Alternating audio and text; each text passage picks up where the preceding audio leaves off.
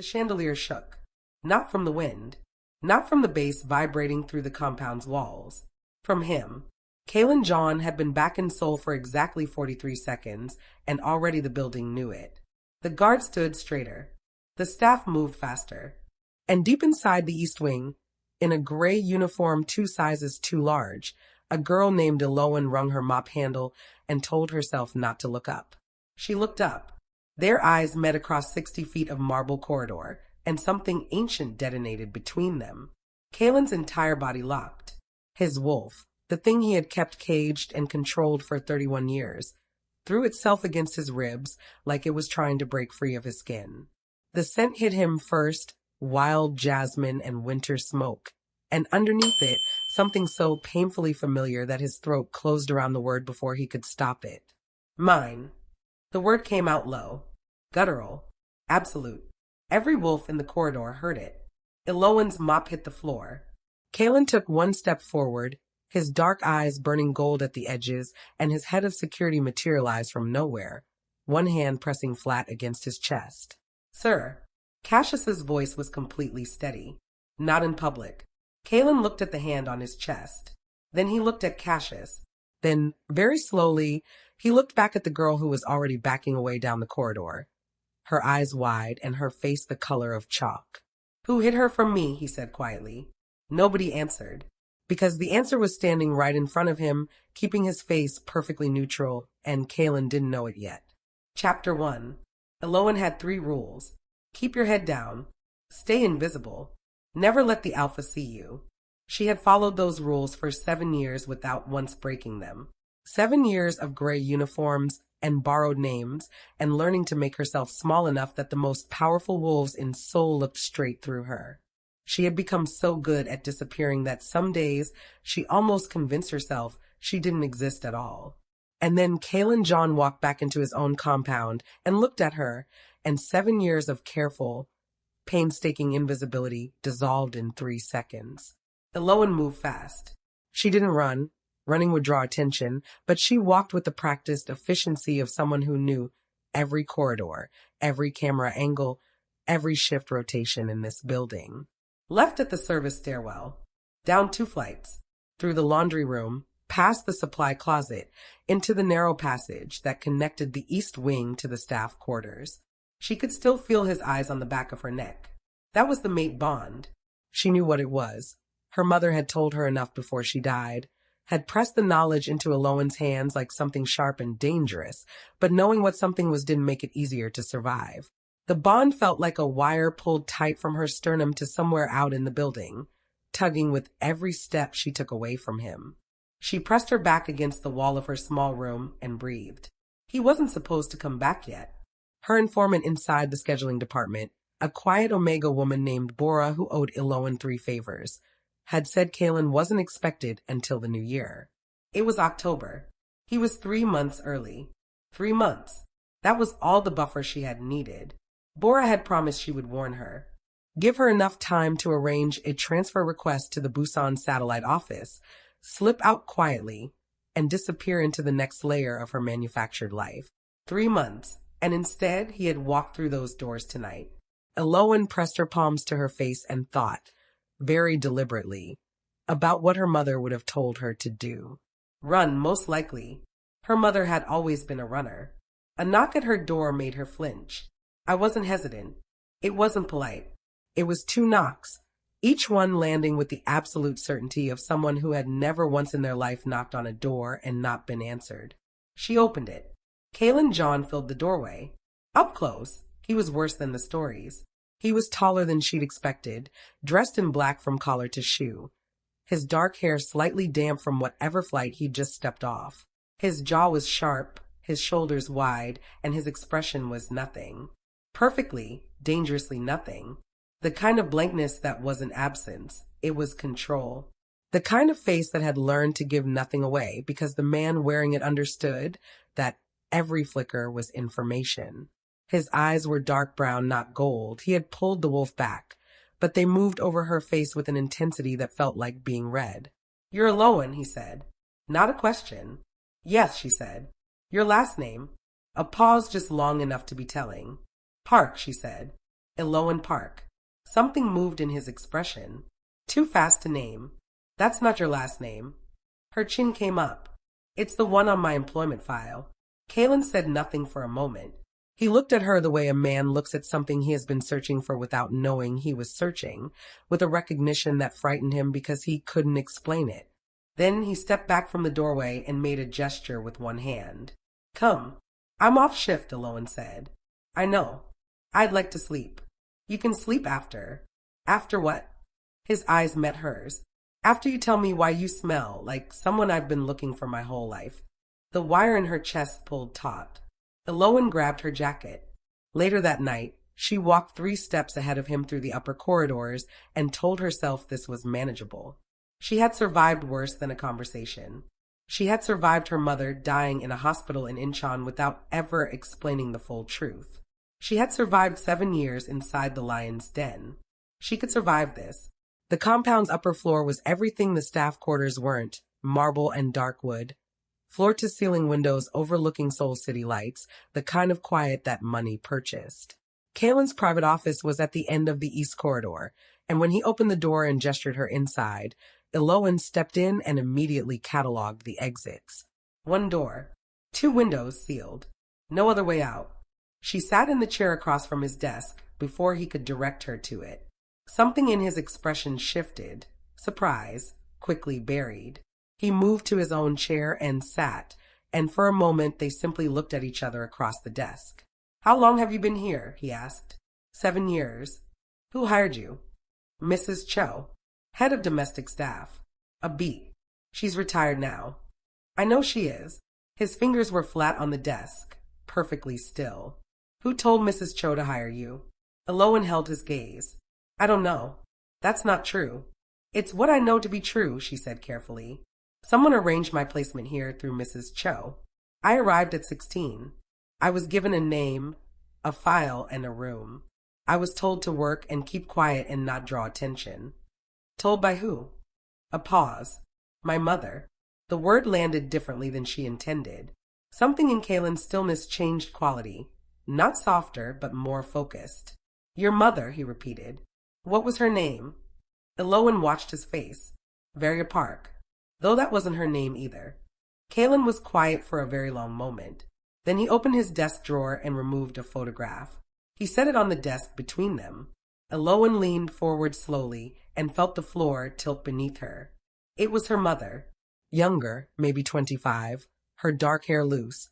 Her face open in a way Eloan had rarely seen it, standing beside a man Eloan recognized from the compound's portrait gallery. The portraits of the Jeon patriarchs hung in the main hall. She had walked past them 1,000 times. The man beside her mother was Kaelan's father. They were standing close, the way people stood when the camera caught something true. My father kept this, Kaelan said quietly. It was in a locked file that was transferred to me when he died. He looked at her. Your mother's real name was Varia Shin.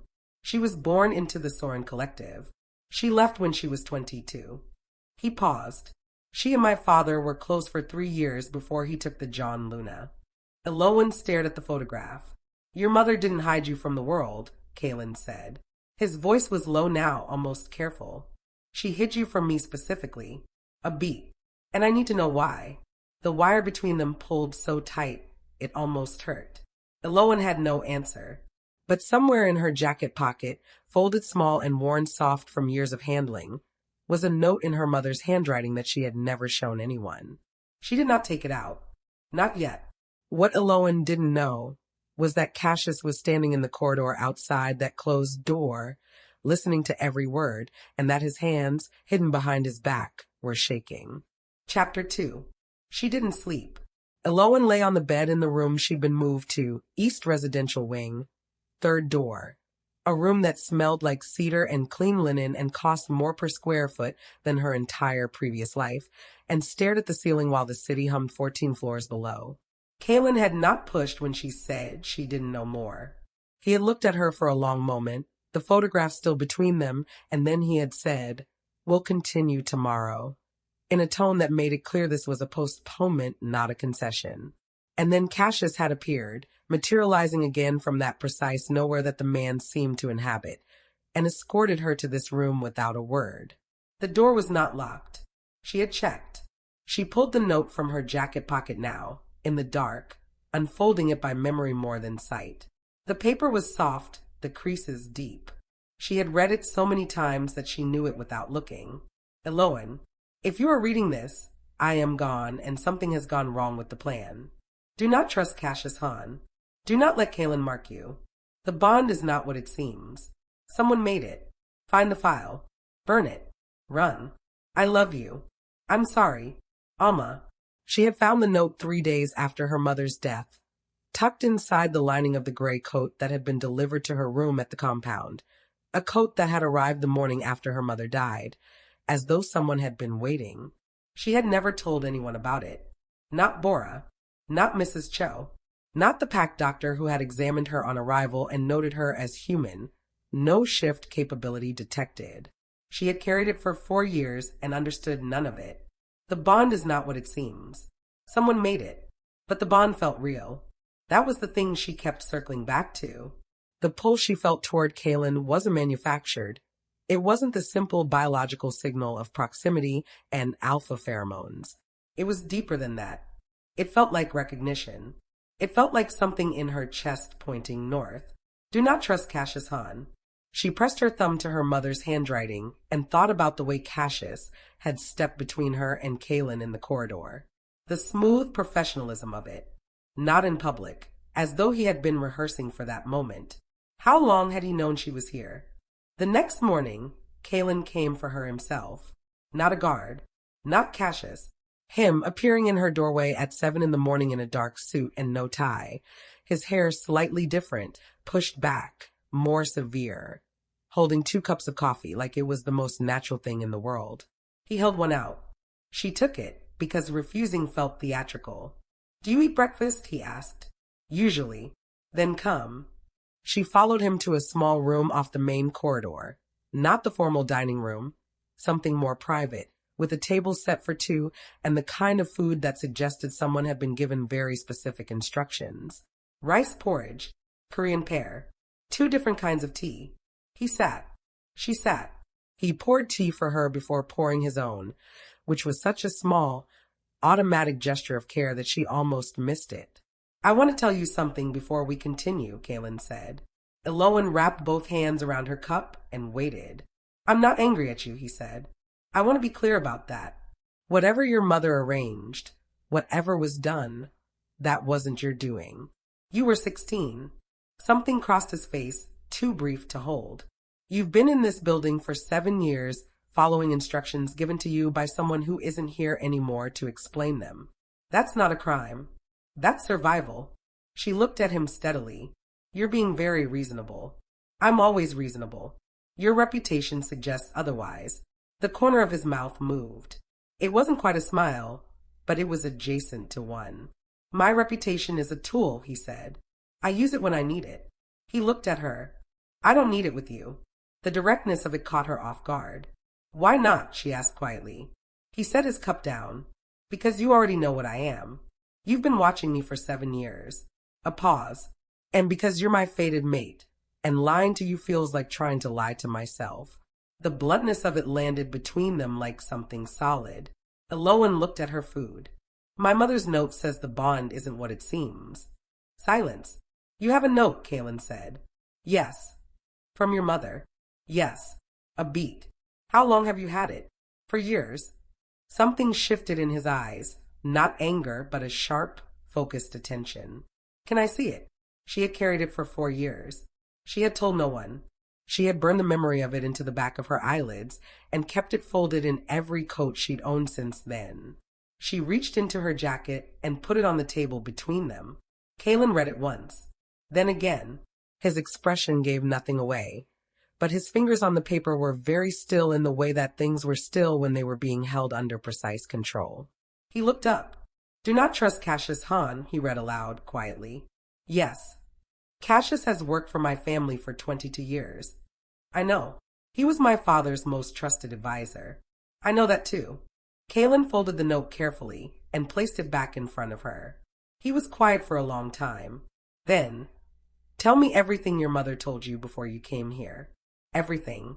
Even the things that seemed small.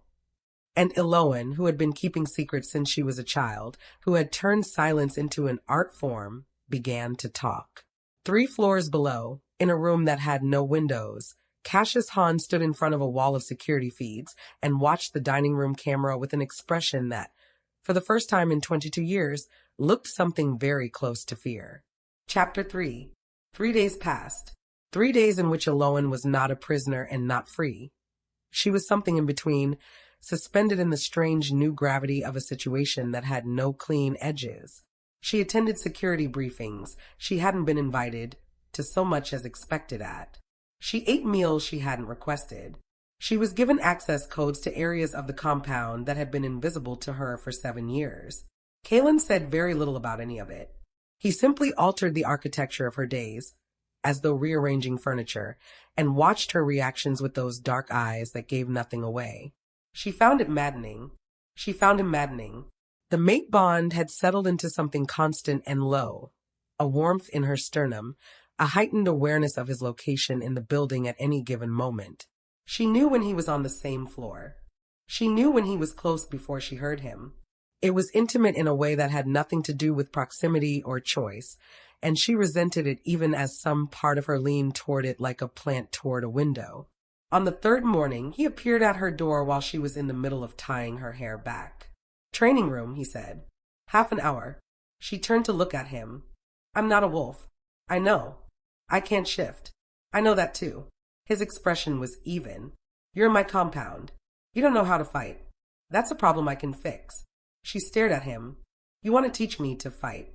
I want to make sure that if someone tries to use you against me, they're surprised by what they get. A beat. Half an hour." He left before she could argue. The training room was on the 2nd basement level. High ceilings, padded floors, walls lined with weapons she didn't recognize. Kaelan was already there when she arrived, jacket off, sleeves rolled to the elbow, working through forms with a precision that made the air around him feel organized. He stopped when she walked in. "Come here," he said. She walked to him. He circled her once, not predatory, but assessing the way a craftsman looked at raw material. "You hold tension in your right shoulder," he said. "You'll broadcast every strike from that side before you make it. I told you I can't. You can hit someone." He stopped in front of her. "You can make enough space to run. That's all I'm teaching you." A pause. "Show me what you know." She threw a punch at him. He caught her fist with one hand. Not hard, barely any effort. His fingers wrapping around her knuckles and redirecting the momentum sideways. His other hand moved to her elbow, adjusting the angle. "Here," he said quietly. "Lead from here, not here." He touched her shoulder, then her hip. Brief, instructional touches, nothing more. But the mate bond lit up at every point of contact like a current closing a circuit. Eloan kept her face neutral through sheer effort. He stepped back. Again. They worked for an hour. He was a patient teacher, not gentle, exactly, but precise, correcting without condescension. He pushed her until she was tired, and then pushed her a little further, watching her jaw set and her eyes sharpen, and something in his expression that he didn't seem aware of shifted each time she pushed back. When she finally landed a strike that moved him, only an inch, only for a second, he stopped and looked at her with an expression she hadn't seen on him before. "There," he said. "Just that." She was breathing hard. He wasn't, which was obnoxious. She wiped her face with her sleeve and looked up at him and caught him watching her with that expression still in place, something unguarded and almost wondering, like he was seeing something he hadn't expected. "What?" she said. He looked away. "Nothing. You were looking at me like..." "Like what?" She didn't finish the sentence. The air between them was doing something complicated, and she didn't trust her voice to be steady. "The bond," she said instead. "Can you feel it?" A pause. "Yes." "Does it bother you?" He turned back to face her. "Does it bother you that the sun rises?" She blinked. "It's not an inconvenience," he said carefully. "It's just true." Something moved in his eyes. "What bothers me is 7 years." He looked at her steadily. "What bothers me is that you were here and I didn't know. That someone made a choice about both of our lives without telling either of us." His jaw was tight. "That bothers me. She held his gaze. My mother was trying to protect me. I know. A beat. That doesn't mean she was right. The wire between them pulled taut, and for a moment neither of them moved, the training room silence absolute around them. And Aloan thought, this is the most honest anyone has been with me in 7 years, and she didn't know whether to be grateful or terrified. Kaelan, she said. He looked at her. The note says someone made the bond. She said it evenly, watching him. Not the moon goddess. Not fate. Someone. Do you believe that? He was quiet for a long time. No, he said finally. I don't. He stepped closer, not crowding her, but close enough that she could feel the warmth radiating from him. I've been half present my whole life, running the syndicate, managing territory, building something that looks like a legacy from the outside and feels hollow from the inside. I didn't know what was missing. His eyes were steady on hers. I know now. She should step back. She knew she should step back. She didn't. Later that night, she reached for the light switch in the corridor at the same moment he did. Their fingers met in the dark, just fingertips, barely anything. And the bond flared so intensely that she actually gasped. He didn't let go. For 3 full seconds, they stood in the dark corridor with their fingers barely touching, and the bond moving between them like something alive. Then he released her hand and stepped back and said, "Good night, Aloan," in a voice that was not entirely steady. She did not sleep for a very long time after that. What she didn't notice, going back to her room, was the small pressed flower that had been left on her windowsill. Wild jasmine, dried and placed there carefully, as though someone had known once upon a time that the scent was significant. And beneath it, tucked into the window's edge where she would only find it when she looked closely, a note, in her mother's handwriting. Chapter 4. She found it at midnight. The note was small, folded twice, the paper different from the first one. Softer, older, written, she realized, at a different time. Her mother's hand was shakier here. The letters less even, as though written in haste or grief or both. Aloan, if you find this, it means the jasmine lasted. I pressed it from the garden, an inch on the day I placed you here. I wanted something of mine to be near you. I have to tell you something I could not say to your face. The bond between you and the John heir is real. I know what the other note says. I wrote that note when I was afraid and running, and I was wrong about one thing. The bond itself is not manufactured. What was done, what Cassius arranged, what your grandfather asked for, was not the creation of the bond. It was the suppression of it. They found it first. They were afraid of what it meant. They tried to bury it. The bond is real, Aloan. What was done to it was not. I'm sorry for the confusion. I'm sorry for everything. Trust what you feel. Alma. Aloan read it 4 times. Then she sat on the floor beside the window and pressed the heels of her hands to her eyes and tried to breathe through the thing that was cracking open in her chest. The bond was real. What was done to it, suppressed, manipulated, buried, that was the crime. Not the bond itself. She needed to talk to Kaelan. She knocked on his office door at 12:43 in the morning. He answered it immediately, which meant he hadn't been sleeping either. He was in the dark clothes he'd been wearing earlier, jacket still on, and he looked at her face for 1 second before stepping aside. "Come in." She sat. She put both notes on his desk, the old one and this new one, and watched him read them. He read the first one again, even though he'd already memorized it. Then he read the second. His expression stayed controlled, but she was starting to learn the small tells, the way his jaw tightened at specific words, the way his fingers went very still when something landed. When he finished, he looked up. The suppression was real, he said. Yes, someone blocked the bond. Deliberately. Not created it, blocked it.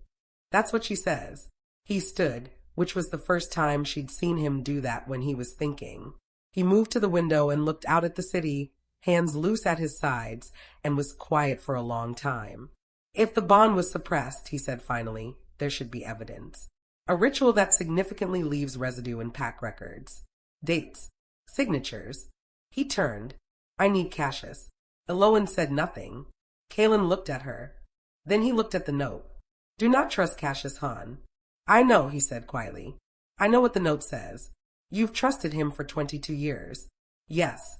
He's the one who stopped you in the corridor. Yes. He knew who I was before you did.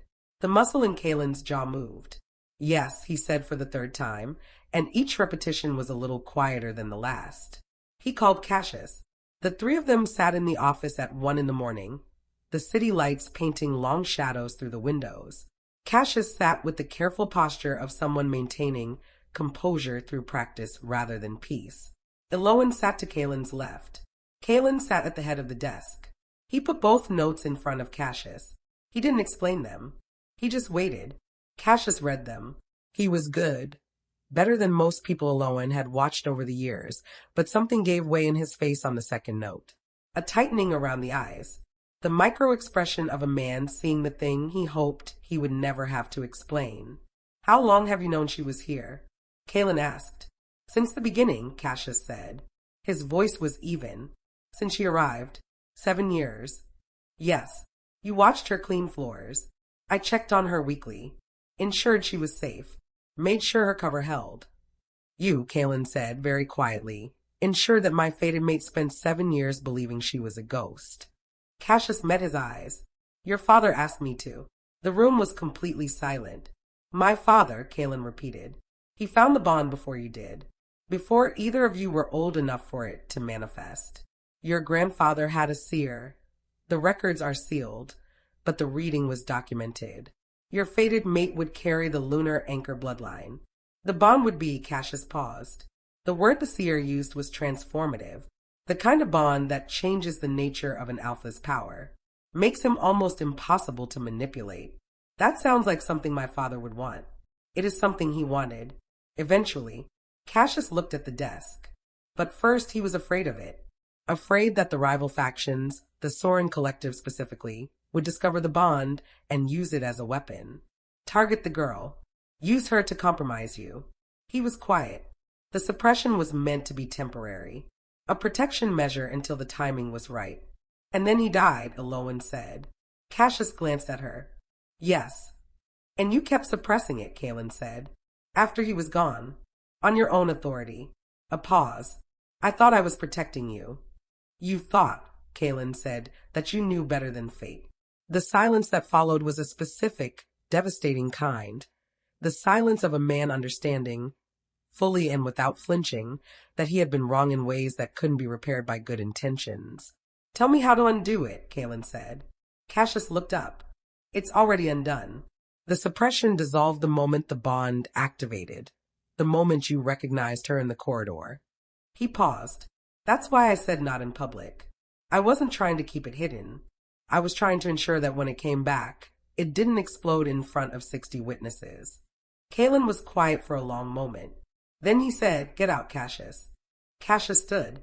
He paused at the door. Kaelan, we'll speak tomorrow. Right now I need you out of this room. Cassius left. The door closed. The office was very still.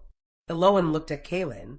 He was staring at the desk, both hands flat on the surface, and he looked, for the first time since she'd met him, like a man and not a force of nature, like someone holding something painful and trying to decide how to carry it. Are you all right? She asked. He looked up. The question had clearly surprised him. He was my father's man, he said. I trusted him the way you trust a wall. Something you don't think about because it's always been there. A pause. He watched you for 7 years. He knew what you were to me, and he said nothing. He thought he was protecting you, Eloan said quietly. I know. His eyes met hers. That's what makes it worse. She reached across the desk, not far, just far enough, and placed her hand over his. The bond moved between them, warm and unmistakable. He looked down at her hand. He didn't move. My mother's second note says to trust what I feel, she said. And what do you feel? He asked. She kept her eyes on his. Like I've been looking for somewhere to land for 7 years. A beat. Like this is it. What neither of them knew, in that still office at 2 in the morning, was that someone else had read those notes. A camera they hadn't checked. A signal sent from a device they hadn't swept. And somewhere across the city, a man in a Soren Collective office looked at his phone, read the forwarded transcript, and smiled. She's bonding to him, he said quietly. Time to move. Chapter 5. Kaelan spent the next day taking Cassius apart. Not physically, that was never his way. He did it methodically, the way he did everything. Quietly, completely, with no wasted motion. He pulled every communication Cassius had sent in the last 7 years and had his 2 most trusted data analysts cross-reference them against external traffic. He had the compound's tech lead run a sweep of every device Cassius had accessed. He did not tell Cassius any of this. He continued to treat Cassius normally. Meeting in the morning, briefing on syndicate business, coffee at 10. To any observer, nothing had changed. Eloan watched him do it and felt a complicated kind of awe. "You're not going to confront him until you know everything," she said that evening. They were in the small dining room again, the sole skyline burning behind the windows, the food between them largely untouched. "Confronting him without the full picture is just emotion," Kaelan said. "It satisfies the feeling and loses the information. Most people prioritize the feeling. Most people aren't running a syndicate with 12 rival factions watching for weakness." He looked at her. "Cassius deserves a complete confrontation, not a reactive one. I owe him that much even now." She turned that over. "That's very fair of you." "It's not fair. It's efficient. A beat. The fair part is that I haven't decided yet whether I want to kill him." She blinked. "Metaphorically," he added, and there was something dry in it that might have been humor. "He's been with my family longer than I've been alive. I'm not going to hurt him for doing what my father asked him to do." He set down his chopsticks. "But the suppression left me hollow for 31 years without knowing why. That requires something more than an apology." "What does it require?" she asked. He looked at her. "Truth. All of it. However long it takes." The truth came in pieces. The tech sweep turned up something unexpected on the 3rd day.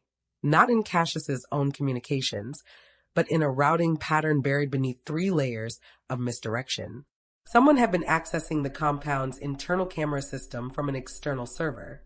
Not often, not obviously, but regularly, and with the kind of patience that suggested years of practice. The access pattern had started 4 months after Eloan arrived.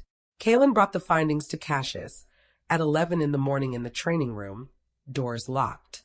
No guards, just the 2 of them. He told him what they'd found. Cassius was quiet for a long time. His face went through something difficult. Then he said, "I don't know who that access belongs to." "I know you don't," Kaelan said, "because you were being used and you didn't know it." Cassius looked up. "Someone fed you the idea that the suppression was protective," Kaelan said. "Someone close enough to my father's inner circle to know about the seer's reading. Someone who understood what a lunar anchor bond would mean and wanted to prevent it. Not for our protection, but for theirs." He held Cassius's gaze. The Soren Collective had someone inside this compound, Cassius. Not you. Someone who used you. The silence that followed was the sound of a man's world shifting on its axis. "I thought," Cassius started. "You thought you were following Jonghyun's wishes," Kaelan said. "And maybe you were originally. But someone kept reinforcing those wishes after he was gone. Keep feeding you reasons to maintain the suppression. I kept making sure the timing was never right." He paused. "Who told you the timing wasn't right this year? When did you last reassess?" Cassius pressed his hand to his face. 8 months ago. A recommendation in the elder records. I thought it was your father's handwriting, but it wasn't." A pause. "No," Cassius said quietly. "No, I don't think it was." Kaelan looked at him for a long moment. Then he said something that Eloan, who was listening through the bond, feeling the shape of his emotions rather than the words, felt a particular kind of ache.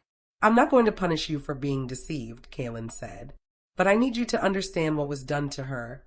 What she lost. I can't unfeel that." "I won't." A pause. "We're going to find who ran the access loop, and then you're going to help me dismantle them. That's how you earn this back." Cassius nodded once, tightly. "One more thing," Kaelan said.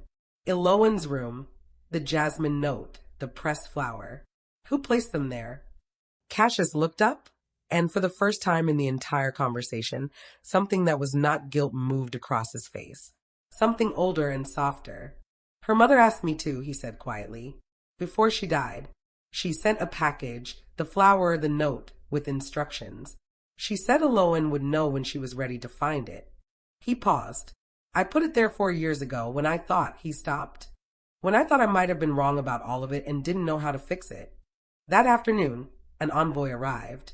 Elowen was in the library, one of the compound's upper floor rooms she had never been allowed in as a staff member, lined with books she had looked at from the corridor for 7 years when Kaelan appeared. I need you in the meeting room, he said. Why? Because they've come for you, he said, and I want them to see what you are to me before they finish their opening sentence.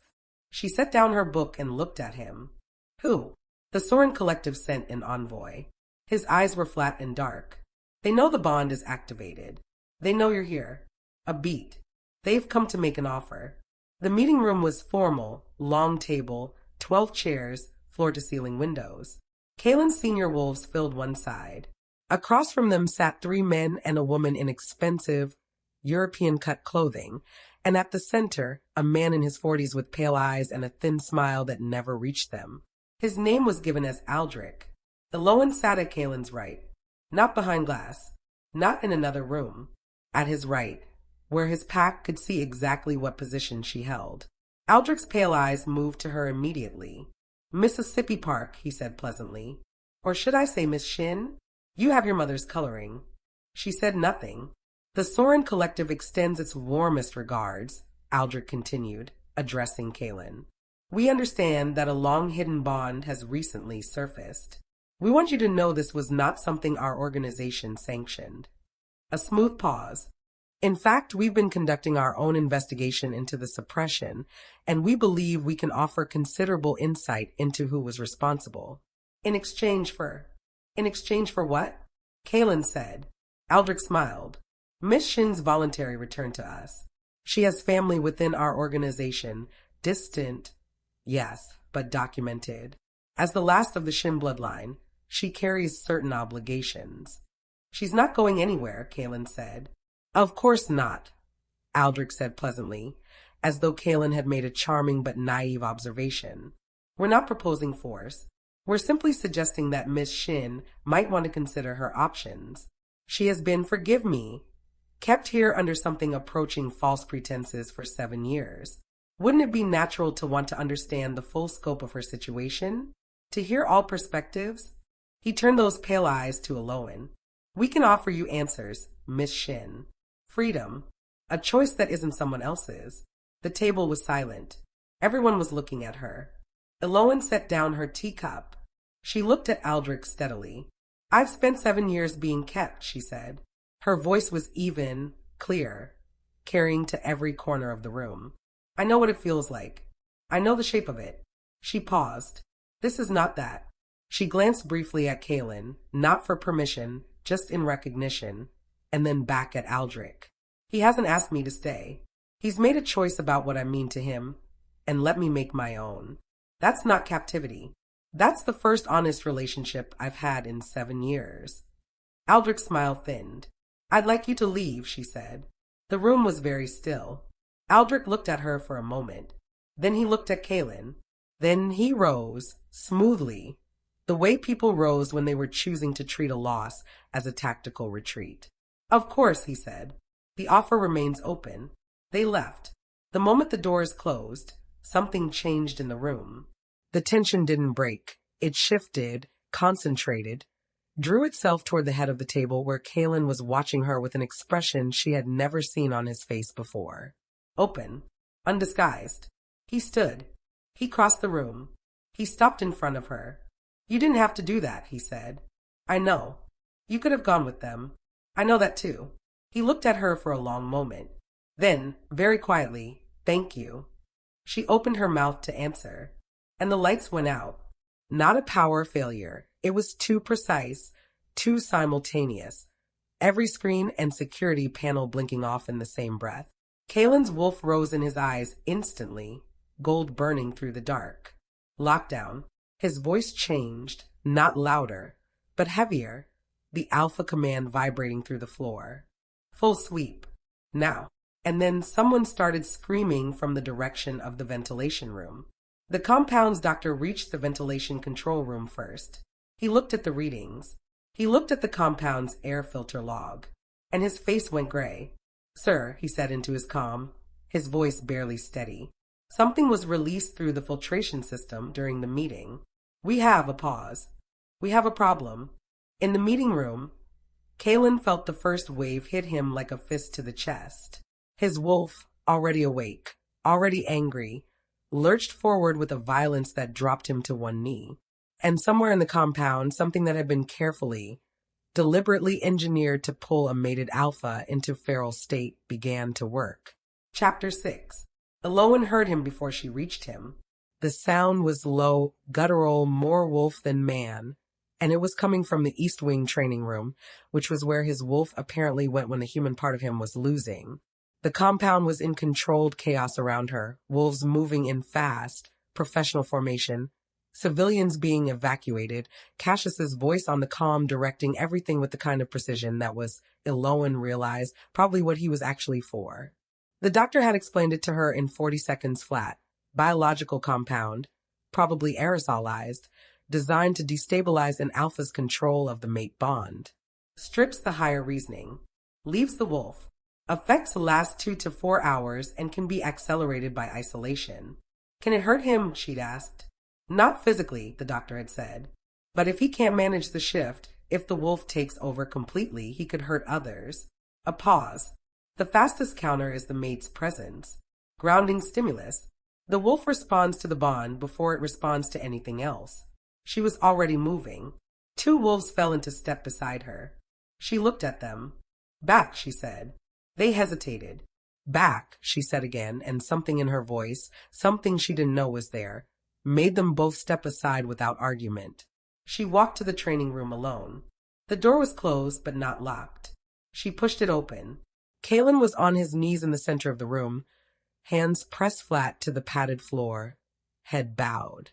He was still in his suit, but the jacket was gone, his shirt straining across his shoulders, the veins along his forearms dark against his skin. The air around him had a charge to it, the particular electric feeling she had learned to associate with the mate bond, but amplified, pressurized, verging on pain. She could see the shift fighting to take him. His spine was wrong. Not dramatically, just slightly, the way it went when the wolf was pressing forward. His breathing was labored, each exhale coming with a low sound that was almost words and almost not. The lights in the room were flickering.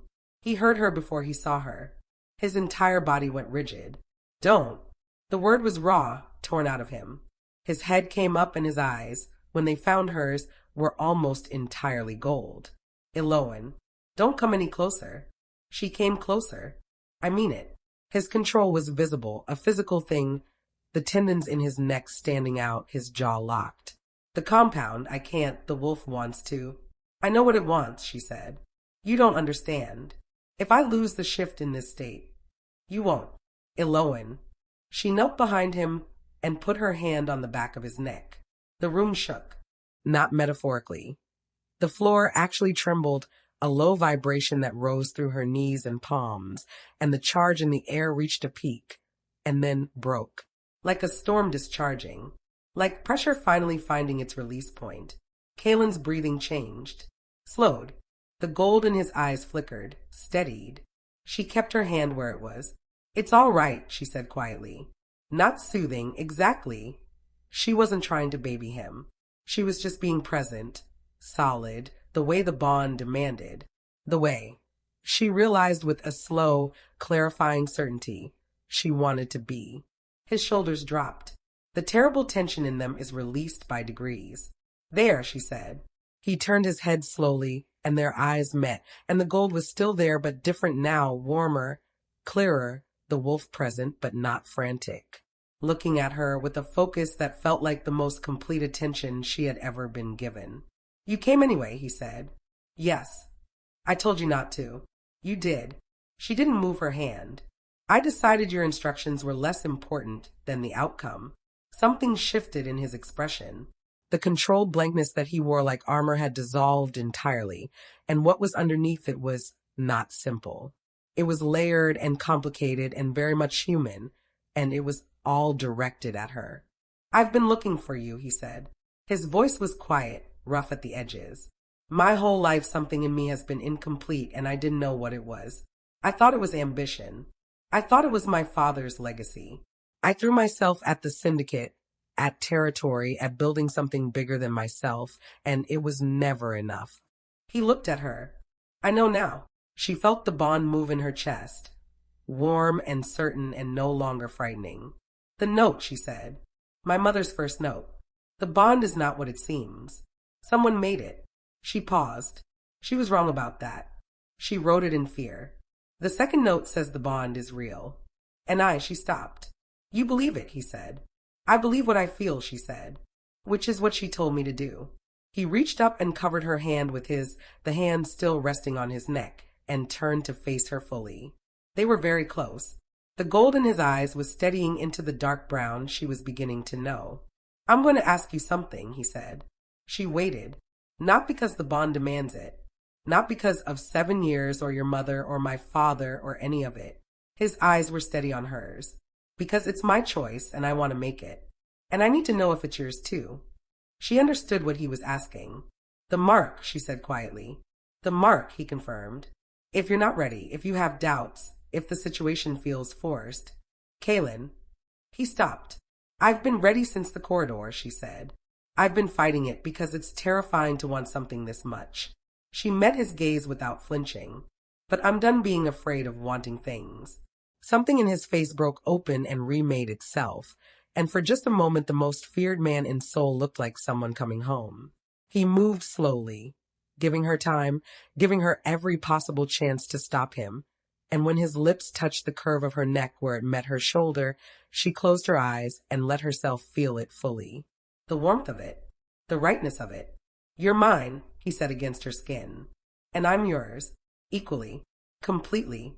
When he marked her, she felt the bond lock into place like a key finding its lock. The temperature in the room rose.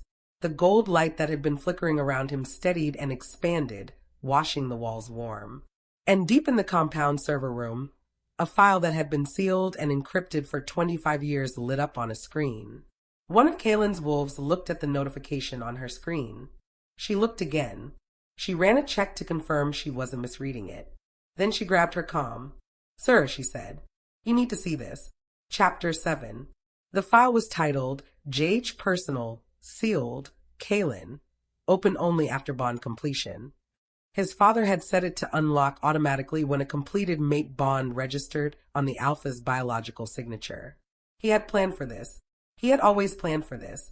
They read it together, Eloan at Kaelan's side, his hand resting on the desk beside hers without quite touching, both of them leaning toward the screen in the small hours of the morning while the compound hummed with post-lockdown activity outside the closed door. His father's voice came through in the writing, direct, precise, with the particular cadence of a man who had rehearsed these words 1,000 times. Kaelan, if you are reading this, the bond has completed, which means I failed to tell you everything in time, and the universe corrected for my cowardice. Here is what I should have told you years ago. Very Shin was the most extraordinary woman I ever knew, and I loved her in a way I did not know how to keep. She was born Soren, and she left them at enormous personal cost when she discovered what they were planning. She came to me. We were close for 3 years. When I chose the John Luna for political necessity, she understood, and I did not deserve that understanding. She carried our connection into the rest of her life with more grace than I managed. Her daughter Eloan is not my daughter. Let me be clear. But her daughter carries the lunar anchor bloodline, the last of it as far as the seers could determine, and the bond between Eloan and you was predicted before either of you could speak. Varia told me. I verified it. The Soren Collective has been hunting lunar anchors for 2 generations. Not to use them, to eliminate them. A completed lunar anchor bond makes the Alpha it's paired with nearly impossible to compromise from the outside. No manipulation, no toxin strong enough to override the bond stability, no leverage that works cleanly. To the Soren Collective, you bonded to a lunar anchor is an extinction-level threat to their business model. They have been inside your organization. I knew this when I agreed to the suppression. My original plan was to identify and remove the mole, then let the bond complete safely. I ran out of time. I am trusting Cassius to carry this forward carefully. He is a good man who thinks in straight lines. This situation required curves. I apologize for that. The bond is real. She is real. Protect her not because you owe it to me, but because she has been carrying the weight of other people's fear for her entire life, and she deserves someone who chooses her without conditions. I love you, Kaelan. I should have said it more directly while I had time. Jong-hyun. The room was very quiet. Elowen did not look at Kaelan. She gave him the space of that silence, understanding that he needed it, feeling through the bond the complex shape of what he was carrying, grief and gratitude, and something that was the particular ache of understanding a parent better than you could when they were alive to explain themselves. After a long time, he said he was afraid, too. Yes, she said. He ran out of time trying to do it perfectly. People do that, she said quietly. He looked at her. He was right about one thing. A pause. You've been carrying other people's fear your whole life. She thought about that. About 16 years of her mother's anxiety pressing down on her. About 7 years of invisible, careful, shrinking. About the way she had learned to make herself small enough that threats overlooked her, and the way she had sometimes, in the middle of the night, lost track of whether the smallness was a strategy or just who she'd become. I'm working on putting it down, she said. Good. He turned back to the screen. Because what we're about to walk into is going to require all of you. The confrontation with the Soren Collective came 2 days later. Kaelan didn't arrange it. They arranged themselves, appearing at the compound's main gate in force. Not the thin diplomatic veneer of Aldrich's visit, but openly. 15 wolves at the gate. 3 more visible in vehicles across the street. The message was unmistakable. We tried to be polite. Now we're trying something else. Kaelan walked out to meet them. Elowen walked beside him. The pack fell in behind them, not in a dramatic phalanx, just the organic arrangement of wolves who knew where they stood. Cassius was there, his posture different now. Something resolved in him, the guilt still present but organized rather than paralyzing. He had spent the last 2 days providing Kaelan with everything he remembered about the Soren Collective's internal contacts, and what he provided had been enough to name 3 of Kaelan's own staff members as unwitting information conduits, all of whom had been quietly removed from their positions that morning. The Soren envoy standing at the gate was not Aldrich. It was a woman, mid-50s, silver-haired, with the particular stillness of someone who had been the most dangerous person in most rooms they'd ever entered. She wore no visible weapon, which was its own kind of threat. Alpha John, she said. We've come for the Shin girl. Her name is Elowen, Kaelan said. She's my bonded mate, and she's not going anywhere. The woman looked at Elowen. It was a measuring look, not hostile, but assessing, the way you looked at something you'd been managing from a distance and were finally seeing up close. You know what you are to him, the woman said to Elowen directly. You understand what the lunar anchor bond means. You make him unassailable, which means you become the target. A pause. Come with us. The bond can be dissolved. You would be free, Elowen said. The woman stopped. My mother was yours, Elowen said. She left you because you were using people, using their bloodlines, their abilities, their bonds as leverage. She walked away from everything she had built inside your organization because she refused to be a piece on someone else's board. She held the woman's gaze. I will not make a different choice than she did. Not for safety. Not for freedom from a threat you created. We'll come for you, the woman said flatly. Then come, Elowen said. The compound gate was closed. For a long, absolute moment, neither side moved. Then Kaelan raised his hand, and every wolf at his back took 1 step forward. Not aggressive, just the present. 15 John wolves, bonded and certain, and at their center a marked Luna who radiated something the Soren wolves could feel in their bones. A stability, a warmth, the particular gravity of a completed lunar anchor bond pulsing outward like a heartbeat. The Soren wolves shifted. Not dominance, discomfort. The very thing they had hunted her bloodline to prevent was standing in front of them, completed and grounded and immovable. The silver-haired woman looked at Elowen one last time. Then she looked at Kaelan. Then she turned and walked back to her car. The others followed. No ultimatum. No final threat. Just a withdrawal that carried, in its clean professionalism, the information that this was a tactical retreat and not a surrender. Kaelan watched until the vehicles were out of sight. Then he turned to his pack. Rotate external security. Double the perimeter. I want reports every 4 hours. He paused. And I want the compound's full staff roster reviewed against Cassius's contact list by the end of day. The pack dispersed with a quiet efficiency that Aloan found, in the particular clarity of the moment, deeply moving. These people, this place, 7 years of living among them as a ghost. She looked at Kaelan. They'll come back, she said. Yes. Are you afraid? He considered it honestly. No, he said. For the first time in my life, I know exactly what I have to protect and why. He looked at her. That's not fear. That's the purpose. She felt the bond move in her chest. Warm and steady, a second heartbeat that was and would always be unmistakably his. Then let's go inside, she said. You have a syndicate to run and I have. She paused, realizing she didn't know how to finish the sentence.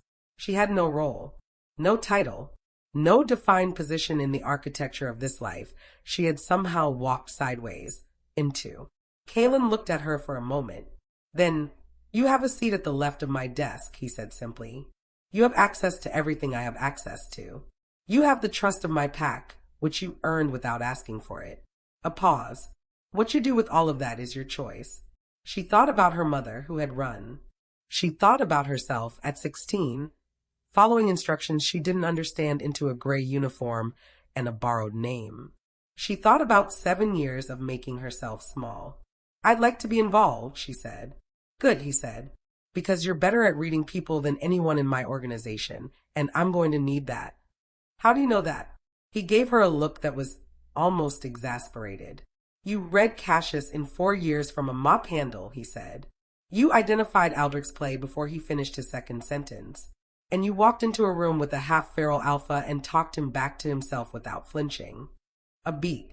I know it because I pay attention to what's in front of me. She looked at him. You've been paying attention to me, she said slowly. For 3 days, he said.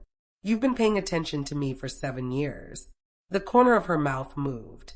It was small. It was real. Fairly matched then, she said. Fairly matched, he agreed. They walked back inside together. Chapter 8. October gave way to November. The compound changed, not dramatically, not all at once, but the way things changed when the center of gravity shifted. Pack members who had spent 7 years glancing past Aloan in corridors now met her eyes. The junior wolves deferred to her instinctively, the mate bond stability radiating outward in ways she was still learning to feel and control. She didn't become Luna in a ceremony. There was no formal announcement, no declaration from the Alpha, no moment where Kaelan said this is who she is now. It happened the way true things happened, gradually and then all at once, and by the time she noticed it, it had already been true for weeks. She sat in on security briefings. She reviewed intelligence reports. She said things in meetings that caused the people around her to pause and reconsider, and Kaelan watched her do it with the particular quiet attention of a man who had been waiting for exactly this and did not want to disturb it. They argued. That was the thing she hadn't expected, the arguing. He was certain and direct, and occasionally so convinced of his own correctness that she wanted to throw something at him. She was not easy to manage and did not try to be. She disagreed with him in front of his pack, which sent ripples of discomfort through his senior wolves who had never seen it done, and Kaelan would look at her with something in his eyes that she slowly identified as relief. The specific relief of a man who had spent too long being agreed with. They would argue in the morning and eat dinner in the same room in the evening, the argument not resolved so much as incorporated into the ongoing texture of how they worked. One night, very late, she was in the library when he found her. She was sitting cross-legged on the window seat, a book open in her lap that she wasn't reading, the city lights below casting her in gold and shadow. She had been thinking about her mother, about the second note, about the jasmine flower, about the ways fear had driven a woman who had once loved freely into a life of managed distances and borrowed time. She heard Kaelan in the doorway before he spoke. You're quiet tonight, he said. I'm thinking. About. She looked up. About how different my life could have been. A pause. Not as a complaint. Just as a fact. He came in and sat in the armchair across from her, easy and unhurried. Tell me. She was quiet for a moment. My mother was extraordinary, she said. She was brave, and she was sharp, and she loved fiercely. And fear made her small. She looked at the window. She spent my entire childhood teaching me to disappear, because she was afraid of what finding me would cost you. A beat. She was wrong about the cost. But I understand why she was afraid. What cost did she imagine, he asked. That you'd be made vulnerable through me. That they'd use me as leverage. She paused. She wasn't wrong about the threat. She just underestimated you. Kaelan was quiet. I think, Aloan said, she also underestimated me. She looked at him. I spent 7 years invisible. I thought that was all I was capable of, surviving, managing, disappearing. A pause. I'm learning that's not true. It was never true, he said. Simply, directly, without qualification. She looked at him for a moment. You say things like that very easily. I say things I mean, he said. It's one of my more obnoxious qualities. She laughed. It came out surprised and genuine, and his expression when she looked up was the warmest she had ever seen it. I want to ask you something, she said. Ask. The syndicate, what it does, the way it operates. There are things I don't agree with. Things I think are wrong. I know. I won't pretend otherwise. Not even to make things easier. I would not want you to, he said. I told you. I need your honesty more than your comfort. He met her gaze. And there are things in this organization that I've been wanting to change for years and haven't because I've been doing it alone. A pause. I don't want to do it alone anymore. She held his gaze. That's not a small thing you're offering, she said. No, he agreed. It isn't. You're offering partnership. Yes. Not just a mate. Not just a Luna. A partner. That is what I mean. He looked at her steadily. I understand if it's too much too fast. I understand if you need time. But I want you to know that the position I'm offering isn't decorative. A beat. It's real. And so are you, and I have no interest in building anything that doesn't reflect that. Aloan put down her book. She thought about 16 years old and a gray uniform and rules given to her by a frightened woman who loved her. She thought about 7 years of becoming invisible. She thought about the corridor and the chandelier shaking and the wire pulling in her chest from the first second she had looked at him. She thought about her mother's second note. Trust what you feel. All right, she said. He looked at her. All right, she said again, more clearly. Partnership. All of it. A pause. But I'm going to argue with you constantly. I'm counting on it, he said. And I want the library access made permanent. Done. And I want Bora reassigned from laundry to intelligence analysis. She's been wasted in that department for 6 years. He blinked. The Omega from scheduling. She has an extraordinary memory and an instinct for pattern recognition that your current analysts don't have. Aloan held his gaze. I've been watching your compound for 7 years. I know where the gaps are. A beat. Then, slowly, Kaelan smiled. Not the controlled almost smile she had collected in careful pieces over the past weeks. A real one. Full and startling and reshaping his entire face. All right, he said. Bora gets reassigned. The formal acknowledgement happened 3 weeks later, at a packed meeting that Kaelan called without ceremony and conducted without speeches. He stood at the front of the assembly room with Aloan at his side and told his pack 3 things: that the Soren Collective had been operating assets inside the compound for over a decade, and those assets had been removed; that Cassius Han remained in his position with a modified role and was to be treated with respect; and that Aloan was his bonded mate and his partner, and any confusion about her standing was now resolved. He didn't ask for their acceptance. He stated what was, and left space for questions, and answered every one of them directly. There were no objections. Cassius stood at the back of the room, and when Aloan caught his eye, he gave her a single, brief nod. Not apology, that had already happened, in a conversation that was private and painful and honest. This was something else. Recognition, maybe. The acknowledgement of 2 people who had circled the same difficult situation from different sides and found their way to the same place. She nodded back. Later, much later, the compound quiet and the city burning gold in the windows below. Aloan stood on the rooftop with Kaelan at her side. She had never been up here. In 7 years of living in this building, she had never once come to the roof. There had been no reason. It had been too high, too visible, too exposed for someone who had made herself a ghost. She looked out at Seoul, and felt something she didn't have a name for at first. Then she did. It was home, not because of the city or the compound or the specific geography, because of the person beside her, because of the pack below, which was beginning, slowly, to feel less like a structure she was observing from outside and more like something she was part of, because the bond settled warm in her chest like an ember that would not go out. "You're not afraid anymore," Kaelan said. "I'm always afraid," she said. "I've just stopped letting it be the loudest thing in the room." She paused. "My mother let fear drive everything.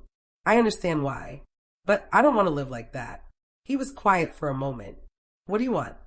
She turned to look at him.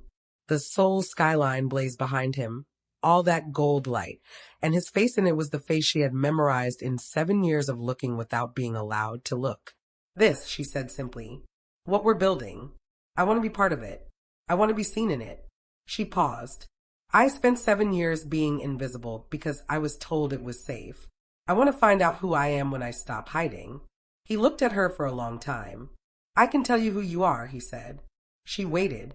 "You're the woman who walked into a dark room with a feral alpha and didn't flinch," he said. "Who put her hand on his neck and talked back to himself. Who told a Soren envoy no without checking my face first. Who called out my blind spots in front of my pack and made me better at my job in 3 weeks." A pause.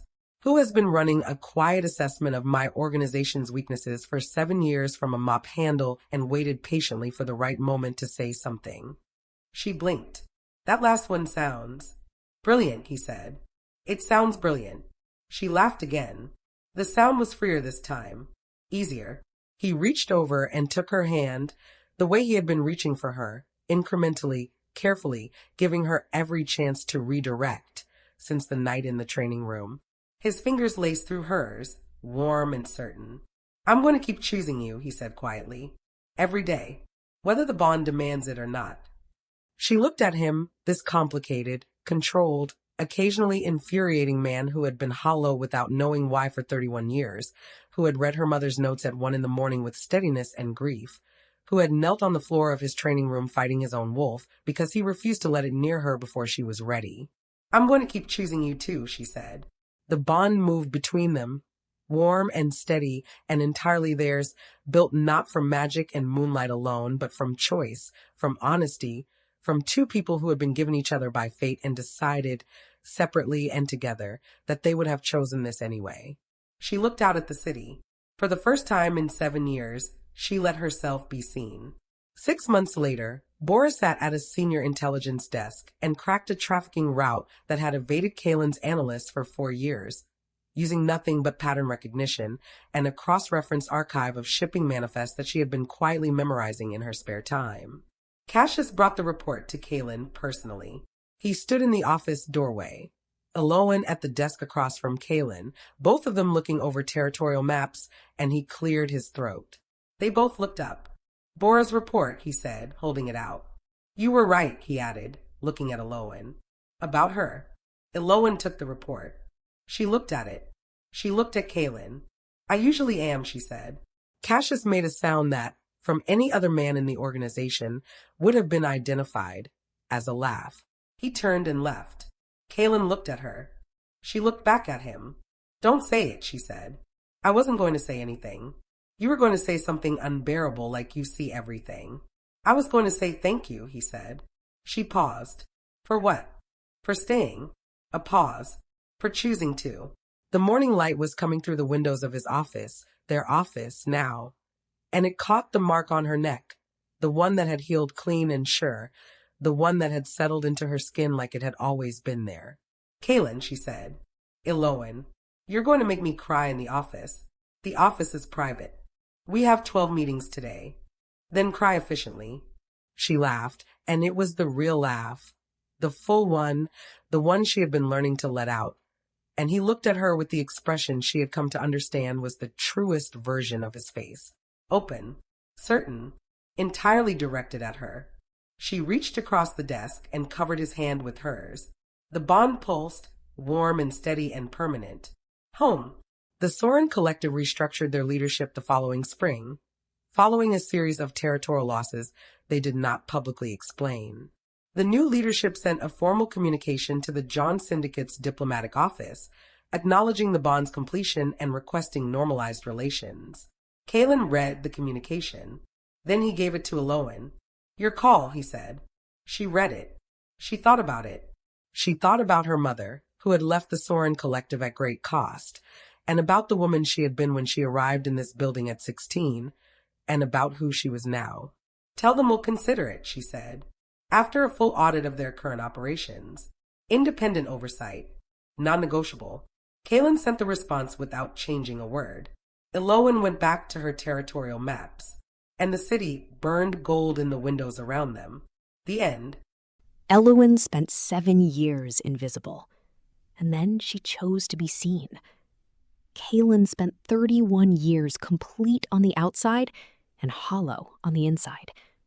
And then someone held his face in the dark and told him she was staying. The mate bond is real, but what they built, the trust, the honesty, the choosing each other in the specific and ordinary and difficult moments, that part was theirs. That part always will be. If this story moved you, if you felt every pull